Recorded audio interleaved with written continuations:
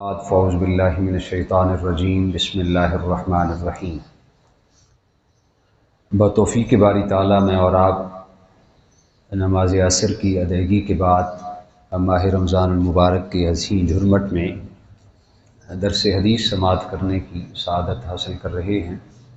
اللہ پاک ہم سب کو قرآن و سنت کا فہم نصیب فرمائے اور اس کے ابلاغ اور اس کی تبلیغ کی توفیقات کے نور سے ہم سب کو مالا مال فرمائے۔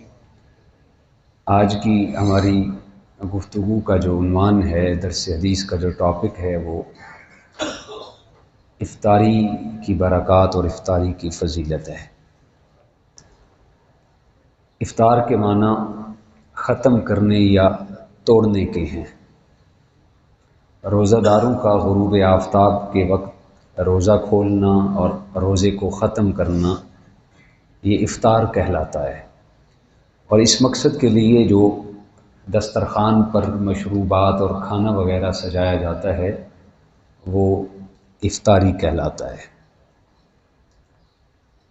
نبی کریم رؤوف الرحیم سرور کون و مکان رسالت مآب صلی اللہ علیہ وسلم نے روزہ دار کو افطار کرانے کے بہت زیادہ فضائل بیان کیے۔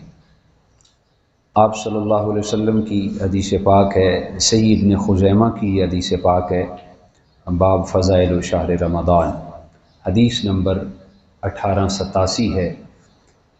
حضور رسالت مآب صلی اللہ علیہ وسلم نے ارشاد فرمایا، من فطر فیہ صائما کان مغفرۃ لذنوبہ وعتق رقبۃ من النار وکان لہ مثل اجرہ من غیر ان ینتقص من اجرہ شیء۔ حضور علیہ السلام نے ارشاد فرمایا، جو آدمی کسی کا روزہ افطار کرواتا ہے تو اس کے گناہوں کی معافی ہو جاتی ہے، اور دوزخ سے آزادی کا وہ روزہ افطار کرانا سبب بن جاتا ہے، اور اسے روزہ دار کی مثل ثواب بھی ملتا ہے۔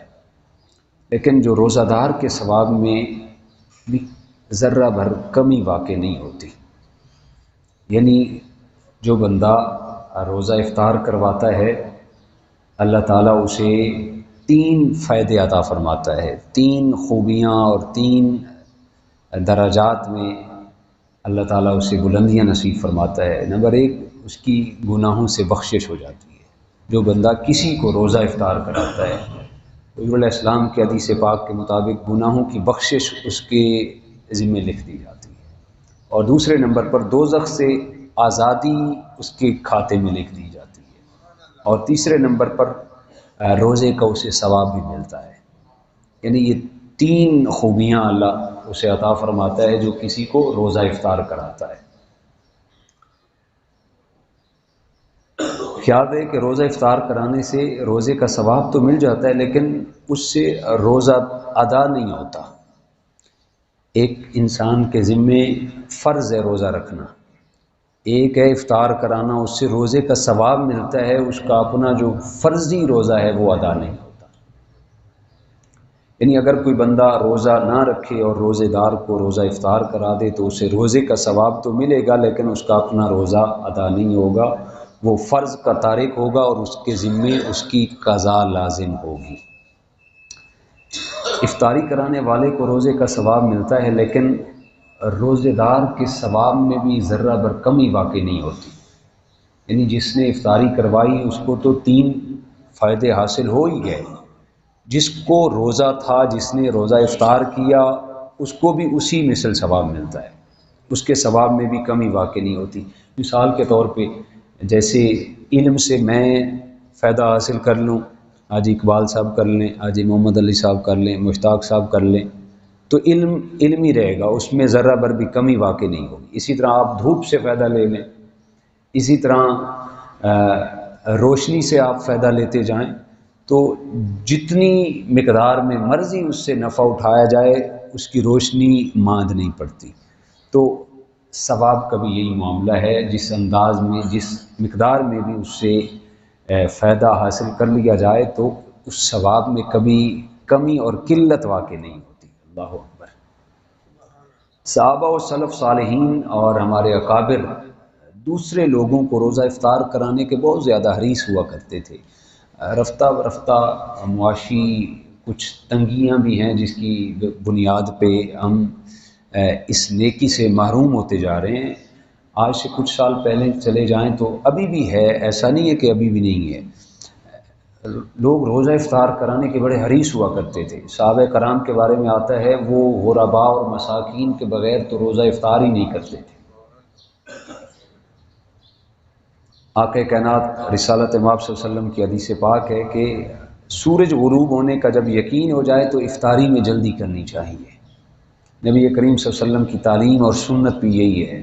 حضرت عبداللہ بن عوف روایت کرتے ہیں کہ رسالت مآب صلی اللہ علیہ وسلم کے ساتھ ہم ایک سفر پر تھے، جب سورج ڈوب گیا تو آپ نے فرمایا بلال انزل فجدہ لنا، ذرا سواری سے نیچے اترو اور ہمارے لیے ستو تیار کرو۔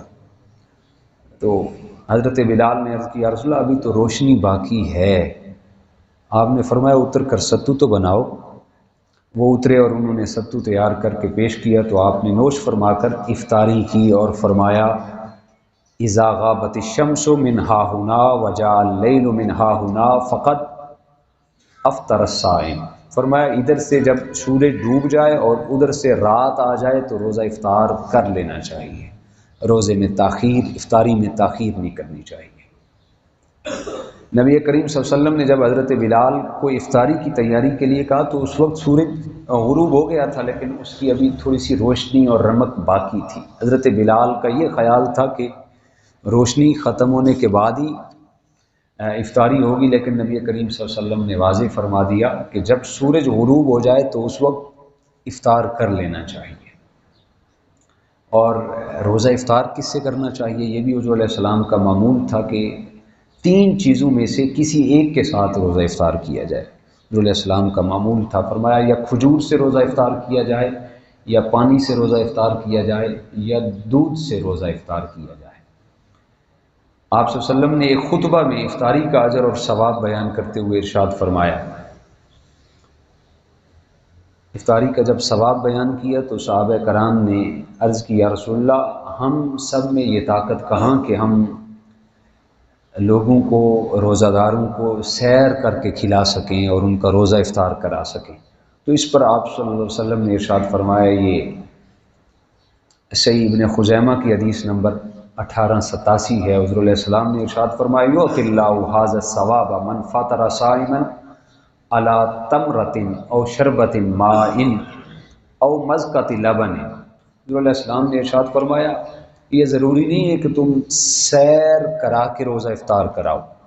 آقا کائنات نے ارشاد فرمایا یہ ثواب اللہ اسے بھی عطا فرما دیتا ہے جو ایک کھجور یا پانی کے ایک گھونٹ سے یا دودھ کے ایک گھونٹ سے روزہ افطار کراتا ہے، اللہ اسے یہ تینوں خوبیاں عطا فرما دیتا ہے۔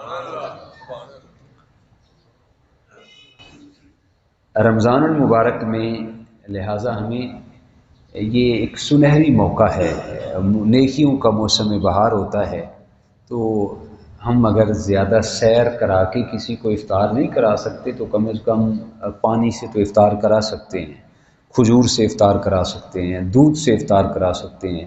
تو نیکیوں کے اس موسم بہار میں، نیکیوں کے اس سیزن میں ہمیں اس سے کما خوب انداز میں فائدہ اٹھانا چاہیے، تاکہ اللہ تعالی ہمارے لیکھ میں، ہمارے نصیب میں یہ تینوں فائدے لکھ دے کہ دوزخ سے خلاصی بھی ہو جائے اور بلندی درجات کا سبب بھی ہو جائے اور ہمیں روزے کا ثواب بھی مل جائے۔